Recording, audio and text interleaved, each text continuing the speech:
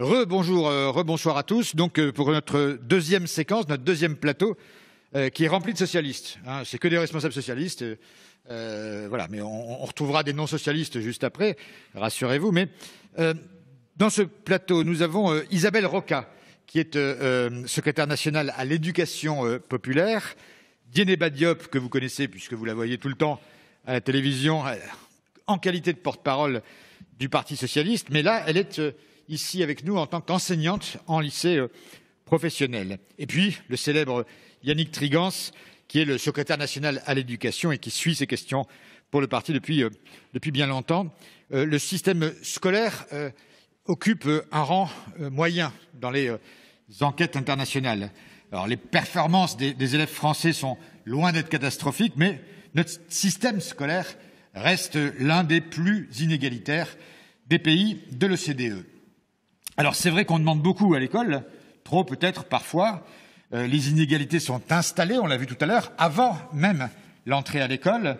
Elles résultent de ce que l'on sait, les fractures sociales, territoriales, culturelles. On en a dit déjà un mot tout à l'heure.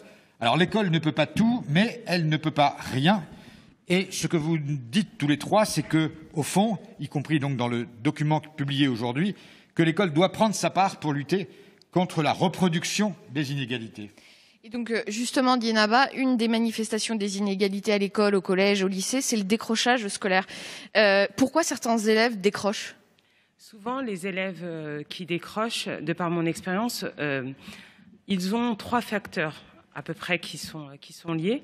Le premier, c'est que souvent le système n'est pas adapté. Ils ont du mal avec souvent les matières générales. Ils se sentent dépassés.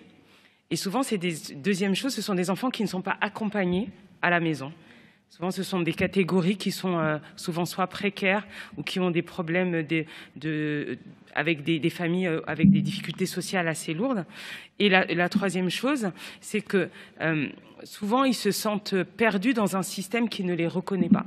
C'est souvent les 3 facteurs qui, pris ensemble, font que ces élèves décrochent. Et je crois que ça prouve aussi que nous devons aussi adapter notre système à ces jeunes qui, souvent, se sentent complètement perdus dans l'école dite de la République. Justement, comment l'école, elle agit, comment on agit pour réduire ce décrochage scolaire ? Je pense qu'il y a plusieurs facteurs pour réduire le décrochage scolaire. Le premier, c'est un accompagnement des élèves les plus fragiles. On sait très bien que ce qui pêche souvent, c'est qu'une fois qu'ils sont à la maison, ils se retrouvent seuls face à leurs devoirs, seuls face à une méthodologie qu'ils ne maîtrisent pas. Souvent, ils n'ont pas les codes. Et je crois que l'école doit leur apporter ces codes-là. Et quand vous êtes un adolescent, notamment au Val-Fouré où j'exerce depuis 20 ans, vous n'avez pas ces codes. Vous ne savez pas quelle est cette méthodologie qu'on essaye de vous dispenser en classe. Pareil lorsque vous êtes en milieu rural, parce que ça ne touche pas que nos jeunes de banlieue. Moi, j'ai beaucoup de jeunes qui sont issus des petits villages alentours. Les parents sont souvent, comme on l'a dit tout à l'heure, des personnes qui n'ont pas les codes de l'école en tant qu'institution et qui souvent eux-mêmes n'ont pas fait de longues études. Donc je crois que première des choses, c'est leur donner les moyens de pouvoir travailler dans un milieu qui soit un milieu serein et d'avoir l'aide méthodologique adéquate. Et puis il y a aussi le fait que il y a aussi dans les outils qu'on peut avoir, les enseignants eux-mêmes n'ont pas toujours la formation nécessaire pour accompagner nos élèves. Nous, on s'est trouvés très démunis lors du premier confinement parce qu'on s'est retrouvés avec des outils qu'on ne maîtrisait pas, sur lesquels on n'avait jamais été formés. On a été complètement laissés, un peu, comme je dis, comme des chats devant des calendriers, à devoir faire ces choses-là. Ça, on l'a vu pendant la crise sanitaire. On a vu aussi les effets terribles de la fracture numérique et du coup, avec les élèves qui avaient le bon matériel ou le mauvais matériel. Et certains, comme tu le disais, bénéficiaient de l'aide des parents et d'autres pas. Au-delà de la dotation en matériel, qu'est-ce qu'on propose pour réduire cette fracture numérique qui frappe justement les quartiers, comme tu le disais, mais aussi les villages ? Oui, parce qu'il y a beaucoup de zones blanches. Les gens partent du principe qu'on a forcément une connexion Internet qui fonctionne et qu'on a forcément, parce qu'on est tout le temps connecté sur les téléphones, ça ne veut pas dire qu'on a le matériel adéquat. Donc il faut déjà prévoir des outils pour qu'ils puissent être sur Internet. Deuxième chose, formons nos jeunes aux outils informatiques. Ils ne maîtrisent pas l'outil informatique. Parfois, même juste pour envoyer un mail, c'est un problème. Donc, il faut une formation des enseignants, une formation de nos élèves sur les outils que l'on peut utiliser de matériel et surtout un accompagnement sur de l'ouverture pour avoir les codes en classe et aussi en dehors. Alors, on l'a dit tout à l'heure, tu es donc enseignante dans un lycée professionnel, dans les Yvelines. C'est quoi la mesure contre le décrochage scolaire que tu mettrais en œuvre, ou celle en tout cas que tu as à l'esprit pour, par exemple, pour ton lycée, ou en tout cas dans cet environnement d'un lycée de banlieue dans lequel tu exerces? Je voudrais des temps où mes élèves ont accès au bon matériel encadré par des professionnels. C'est-à-dire qu'il y ait soit des médiateurs informatiques qui soient présents pour qu'ils puissent s'approprier ces codes, soit que des enseignants viennent les aider sur des temps, que ce soit le mercredi après-midi ou encore le week-end, où ils peuvent avoir des temps de travail profitables parce qu'ils sont avec des personnes qui vont les accompagner. Très bien, merci. J'en viens à toi maintenant, Yannick. Pour corriger l'impact des inégalités sociales et économiques sur la réussite scolaire, l'éducation prioritaire donne plus de moyens aux élèves qui en ont le plus besoin. On remarque quand même que le ministre Blanquer semble lui prêter bien peu d'attention. Pourquoi selon toi ? Non seulement le ministre Blanquer a totalement abandonné l'éducation prioritaire, mais il a également engagé une mise en concurrence et une opposition assez malsaine entre territoire rural et territoire urbain, tout simplement parce que l'engagement budgétaire n'est pas à la hauteur des besoins. L'éducation prioritaire, elle a été créée il y a à peu près 40 ans par la gauche, il faut le rappeler. C'est le premier gouvernement de François Mitterrand qui a créé donc cette éducation prioritaire. Et si l'objectif n'a pas été complètement atteint de la réduction des inégalités, pour autant, il faut s'interroger. Est-ce qu'il s'agit de l'efficacité du dispositif ou est-ce que c'est la question de l'effondrement d'un certain nombre de territoires comme, Luc, tu l'évoquais tout à l'heure? La réalité, c'est que l'éducation prioritaire, globalement, elle a permis de limiter les effets de la ségrégation urbaine. Et j'entends souvent de nos adversaires politiques notamment, « Ah oui, l'éducation prioritaire, ça coûte cher ». De quoi parle-t-on? En fait, en REP et en REP+, l'État consacre chaque année 30 millions d'euros pour l'accompagnement de 1,7 million d'élèves. Ça représente, par élève, en éducation prioritaire, 18,80 centimes d'euros. Ça, c'est en éducation prioritaire. Si nous prenons maintenant les 70 millions d'euros qui sont dépensés pour accompagner les 85 000 étudiants des classes préparatoires, ça fait par étudiant 800 euros. Donc 18 euros pour un élève en éducation prioritaire et 800 euros pour un étudiant en classe préparatoire. On ramène là, pour le coup, la réalité de ce qu'est la priorité à l'éducation prioritaire. Et c'est pour ça que ce que nous disons, et vous le retrouverez dans notre texte, sur la question de l'éducation prioritaire, nous proposons dès l'automne 2022 d'organiser des assises de l'éducation prioritaire pour évaluer les effets, affirmer les besoins de l'éducation prioritaire de manière collective et transparente, et puis aussi élaborer avec les acteurs de terrain un nouveau référentiel permettant d'actualiser la cartographie des établissements prioritaires, les moyens nécessaires et la question des pédagogies et des évaluations. Alors, quels sont alors, tu as déjà répondu à la question que je voulais poser, c'est-à-dire est-ce que l'éducation prioritaire, ça marche?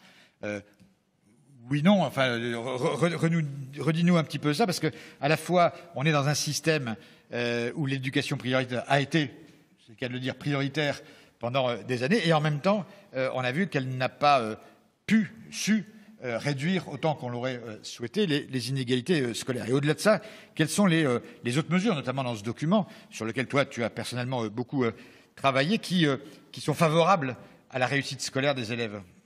C'est la question également des territoires au sens large du terme. L'école est le reflet de la société et le reflet des quartiers dans lesquels elle est installée. Et donc tout ce qui concourt, et vous le retrouverez effectivement dans notre texte, tout ce qui concourt à renforcer les partenariats au niveau des territoires entre l'école, les acteurs de la vie sociale, de la vie culturelle, de la vie sportive, la question aussi sanitaire, vous retrouverez, nous faisons un certain nombre de propositions parce qu'on sait que, moi j'ai été longtemps, pendant plus de 25 25 ans directeur d'école en éducation prioritaire, on sait que les problèmes de santé, par exemple, sont très forts.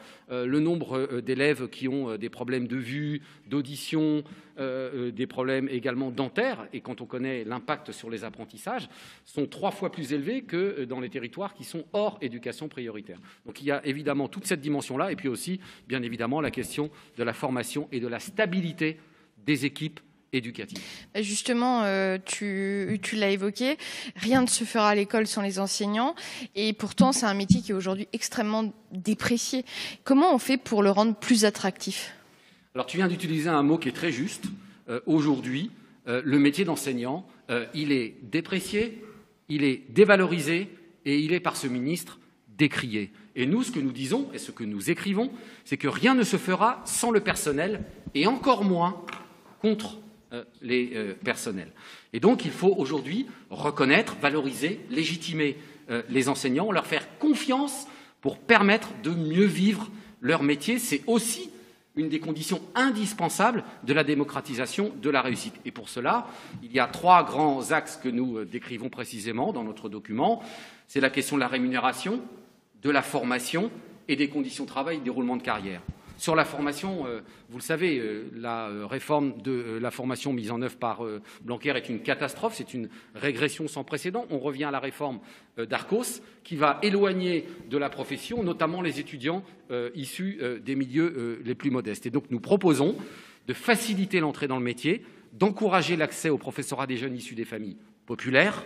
Nous proposons également de permettre l'autonomie pédagogique des équipes et le travail collaboratif. Sur la rémunération, vous savez que la revalorisation Blanquer, il se targue, il se gausse de cela, ça représente 12 € par mois pour 69% des enseignants. Donc à un moment donné, on se rend compte que là encore, il n'y a de revalorisation que de mots, il n'y a pas de loi de programmation en vue, et donc nous proposons notamment de travailler sur la question des débuts de carrière, sur la réduction du temps de passage d'un échelon à l'autre, la revalorisation qui ne doit pas être une prime, et puis toutes les questions liées aussi à l'égalité femmes-hommes. Vous retrouverez tout cela dans notre document. Et justement, sur l'égalité femmes-hommes, moi j'ai vu des campagnes qui sont lancées par l'Éducation nationale. Est-ce que l'Éducation nationale est exemplaire à ce niveau-là avec ses propres personnels ? Alors, on ne peut que se satisfaire de cette volonté de l'Éducation nationale de travailler et de lutter pour l'égalité femmes-hommes. Le problème, c'est qu'elle ne se l'applique pas à elle-même. Je donne un exemple. Plus le poste est élevé dans la hiérarchie, et moins il est féminin. On a aujourd'hui 85% des femmes qui sont en catégorie C, 80% en catégorie B, 58% en catégorie A. Les enseignants, on a 83% de femmes dans le premier degré, 65% de certifiés, 53% d'agrégés, 32% de proviseurs femmes. Donc on voit bien que la volonté de lutter au sein de l'Éducation nationale et le travail qui est fait avec les élèves, c'est très bien, mais il faut d'abord et avant tout aussi que l'institution elle-même donne l'exemple. Et là encore, il y a beaucoup de travail à faire. Merci Yannick. Isabelle, on se retourne vers toi. Tu es élue dans le 12e arrondissement de Paris, en charge des affaires scolaires. Tu as beaucoup aussi participé à la rédaction de ce projet. Vous vous y êtes mis il y a quelques semaines et vous avez beaucoup œuvré pour produire ça pour aujourd'hui. Et dans ce document, dans ce livret, il est question d'une alliance éducative au service de la réussite. Alors, au-delà de la formule, peut-être que tu peux nous détailler ce qu'est cette alliance pour la réussite que vous développez dans ce document. Je vais dire peut-être un peu facilement, déjà, l'alliance éducative, c'est tout l'inverse sur le fond et sur la forme de ce qu'a fait le ministre Blanquer. Pourquoi ? Parce que la conception que le Parti socialiste veut défendre de l'alliance éducative comme quelque chose dont on a déjà entendu parler, mais qu'on veut vraiment incarner dans des actes, dans des pratiques, dans chaque établissement, c'est quoi ? C'est quelque chose de nouveau parce que c'est à la fois le retour du dialogue social éducatif qui a disparu avec Jean-Michel Blanquer, et puis c'est un nouveau lien social éducatif à tous les niveaux. Quand on dit à tous les niveaux, c'est à la fois à tous les étages de l'institution. des salles de classe jusqu'au ministère, en passant par les rectorats, par les salles des enseignants, les salles des professeurs. C'est les amener par la formation, par l'animation aussi, avec des nouvelles missions, et c'est ce qu'on propose, des corps d'inspection, à des diagnostics partagés, à du travail en équipe, de façon plus systématisée. Cette alliance éducative, elle doit aussi se faire, et ça a été évoqué tout à l'heure par mes deux camarades, aussi au niveau de tous les adultes coéducateurs. Ces adultes qui sont tous au contact de l'enfant sur des temps différents. Et cela dès la maternelle, dès la petite enfance, jusqu'au lycée et à l'enseignement supérieur. Pourquoi ? Parce qu'il faut très clairement qu'on arrête de fonctionner en silo. Avec des actions qui sont des dispositifs qui sont positifs, mais qui parfois s'empilent, ne se complètent pas au bon moment, ne se complètent pas toujours en bonne intelligence. Voilà. Donc il faut qu'on puisse fonctionner en réseau, enfin. Et on le voit sur le terrain, acteurs de l'éducation nationale, les élus locaux. Quand cette alliance éducative arrive à s'incarner très concrètement, elle fonctionne. Et ça veut dire quoi ? Ça veut dire que aussi cette coéducation que les fédérations de parents d'élèves appellent de leur vœu depuis des années, que les syndicats enseignants les plus au contact des réalités, des besoins des familles reconnaissent et pratiquent eux-mêmes, cette conception de la coéducation, il faut qu'elle arrête d'être un slogan, il faut qu'elle soit incarnée partout, dans tous les territoires. Ça doit devenir en fait un vrai réflexe transversal dans cette société du care éducatif que nous, socialistes, appelons de nos vœux. Et puis, à un troisième niveau, cette alliance éducative, elle doit aussi se faire, et Yannick l'évoquait à l'instant, au niveau avec les collectivités locales, parce que l'idée, c'est vraiment, et c'est ce qu'on propose, c'est que chaque établissement soit conçu comme un écosystème, en fait, permettant la réussite et le bien-être éducatif de tous les élèves. Alors, écosystème, ça fait un grand mot, peut-être un peu prétentieux, mais derrière, il y a une logique. C'est-à-dire que c'est à la fois un écosystème de réussite à l'intérieur de l'établissement, avec tous les dispositifs éducation nationale, mais aussi aux abords de l'école.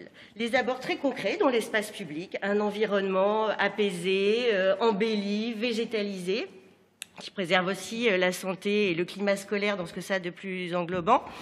C'est aussi une réflexion à avoir avec les partenaires locaux, les collectivités locales, sur un nouveau bâti scolaire, parce que on l'a vu dans le dialogue qu'on a eu, et parce que c'est ça qui est important, c'est que ce livret qui fourmille de propositions, nous l'avons bâti pas tout seul avec nos préconçus, nos présupposés, nos intuitions, même si elles sont bonnes. Nous avons rencontré tous les acteurs du monde éducatif, de l'éducation populaire, des familles, des représentants. Et c'est ce qu'ils nous disent. Cette alliance éducative, elle doit se faire dans l'école, aux abords de l'école, avec les acteurs aussi associatifs et du monde de l'éducation populaire qui sont des promoteurs de socialisation, de solidarité, d'autonomie et d'émancipation. Alors dans cette alliance, il y a des parents aussi. Des parents qui, notamment dans les quartiers populaires, hésitent parfois à franchir les portes de l'école. Comment restaurer avec ces parents-là ce lien de confiance avec l'école? Est-ce qu'il y a dessus, dans ce document, justement, un certain nombre de propositions sur ce rétablissement du lien entre les parents, notamment des quartiers populaires, et l'école? Oui, là aussi, le lien social avec les familles a été abîmé pendant la période Blanquer. Mais ce qui est bien, c'est qu'un lien social peut toujours être restauré. Donc, et là, nous touchons vraiment un point essentiel, c'est-à-dire qui dépasse même, et il faut le reconnaître, la période Blanquer. On a un malentendu historique aux effets délétères qui perdurent entre l'école et les familles populaires, qui, de façon, dans ses expressions, les plus radicales, fait un procès aux familles qui sont jugées comme des missionnaires, et puis d'un autre côté, on fait un procès à une école qui serait injuste et discriminante. On ne peut pas rester aujourd'hui dans ce malentendu fondamental. Donc il faut qu'on trouve tous les moyens, tous les leviers pour restaurer à la fois la confiance scolaire des élèves, des familles les plus populaires, les plus en difficulté, restaurer aussi la confiance dans l'école de ces parents-là et dans l'école public. Et puis restaurer aussi la confiance des professionnels des équipes pédagogiques qui ont parfois, dans leur pratique quotidienne, reçoivent d'en haut des injonctions pour bien traiter, bien faire avec les enfants qui sont en difficulté, mais dont on écoute assez rarement les besoins. Donc il faut qu'il y ait très concrètement une meilleure interconnaissance entre les familles et l'école, et ça passe, ça a été dit tout à l'heure aussi, par la formation initiale des enseignants, et puis avec des modules dans les écoles de formation, qui soit fait aussi avec les fédérations de parents, avec des associations comme par exemple le travail qui avait été fait par ATD Carmonde pour montrer aux futurs enseignants qui vont rentrer dans le métier ce que c'est que d'être une famille en très grande pauvreté. Parce que quand on sait comment les enfants vivent, on les aide à mieux gérer leurs apprentissages dans leur vie d'enfant et dans leur vie d'adolescent. Et puis c'est aussi des partenariats très concrets, parce que là aussi, restaurer le dialogue école-famille, ça ne peut pas être un slogan, ça doit être sur des actions extrêmement concrètes. Justement, dans ce projet, on annonce la création d'un nouveau service public de l'accompagnement éducatif individuel de chaque jeune. Concrètement, c'est quoi ? Alors, concrètement, c'est quelque chose qu'on va proposer en partant de deux évidences, des constats qu'on a faits. C'est que l'accompagnement éducatif, il se fait déjà. Même avec la loi de la refondation, on avait cranté déjà un certain nombre de mesures qui ont porté leurs fruits. Mais on se rend compte aussi que l'accompagnement personnalisé ne peut plus se faire en groupe et en option. Ça ne peut plus rester quelque chose d'optionnel. Et puis, il faut revenir aussi, deuxième évidence pour nous, il faut revenir dans une logique de vrais services publics. Alors l'idée, c'est quoi ? C'est de créer un nouveau service public de l'accompagnement éducatif pour ne plus externaliser le traitement de la difficulté scolaire. Externalisation qui d'ailleurs empêchait finalement de démocratiser pleinement l'accès à un accompagnement éducatif global et qui venait de qualité et qui venait souvent amputer le budget des familles et le budget des familles les plus populaires qui avaient recours à un accompagnement éducatif en dehors de l'école, pensant que l'école justement ne pouvait pas remplir toutes ses missions. Donc l'idée, c'est vraiment de pouvoir offrir un accès égal sur l'ensemble du territoire à des solutions d'accompagnement à la réussite éducative qui vont aller à la fois de l'aide aux devoirs, Yannick l'évoquait aussi, à l'aide psychologique, parce que la santé mentale de nos enfants très tôt, et pas que de nos adolescents, est essentielle pour ça, et ce sera aussi de l'aide à l'orientation. Donc tous ces cadres, il faudra aussi les articuler avec l'offre de l'éducation nationale et les collectivités locales. Là aussi, on ne peut plus fonctionner en silo. Il faut pouvoir proposer des actions en réseau. Mais pour que le réseau fonctionne, il faut qu'on puisse mettre des référents. Et parmi nos propositions, vous en verrez le détail, c'est qu'on puisse avoir des adultes référents qui suivent l'enfant pendant plusieurs trimestres, idéalement pendant plusieurs années, pour les accompagner dans leur carrière d'élève, dans leur carrière aussi d'enfant, parce qu'on ne peut pas séparer la figure de l'enfant et la figure de l'élève. Très bien, merci Isabelle. On a une question qui avait été posée dans la semaine, je crois, dans les derniers jours, en tout cas avant notre forum de ce soir. Agir sur la carte scolaire pour créer de la mixité sociale et scolaire dès l'école maternelle. On demandait donc aux sondés s'ils étaient pour ou contre. Bon, 93% de pour, 7% de contre. L'inverse aurait été quand même un tout petit peu étonnant. Un mot peut-être en conclusion en même temps de cette table et un petit commentaire sur ce sondage, Yannick. Bon, la réponse est évidemment extrêmement encourageante parce que cette question de la mixité sociale et de la mixité scolaire, c'est finalement le type de société que l'on veut. Et le projet que nous portons pour l'école de la République, c'est le projet que nous portons pour notre société. C'est-à-dire que, est-ce que nous voulons une société de l'altérité ? Est-ce que nous voulons une société, comme on dit, du vivre ensemble, où les élèves peuvent se construire dans le regard de l'autre et en s'enrichissant des différences? C'est tout cela qui est en jeu derrière. C'est le monde de demain que nous voulons. Et donc, il va falloir, parce que nous en sommes, il faut le dire, aujourd'hui, dans certains endroits, encore très loin. Donc cette réponse est très encourageante. Il y a beaucoup de travail à faire. Et c'est au cœur de ce que nous, socialistes, nous portons, cette question de la mixité sociale et de la mixité scolaire. D'ailleurs, la distinction est importante parce que vous avez parfois dans des établissements scolaires une mixité sociale globalement, mais vous n'avez pas de mixité scolaire par l'organisation d'un certain nombre de filières. Donc voilà, c'est très encourageant et c'est surtout le cœur du projet de société que nous portons. Et justement, on est accompagné par une facilitatrice visuelle. Je ne sais pas si on peut voir ce qu'elle est en train de faire à l'écran, mais vous avez là résumé les propositions qui viennent d'être évoquées dans ce plateau. La prochaine fois, d'ailleurs, au lieu de faire un livret, on fera 3 dessins avec le talent de mademoiselle. Voilà. Écoutez, merci Isabelle, merci Yannick. On se retrouve dans quelques secondes. Cette fois-ci, on passe à l'université.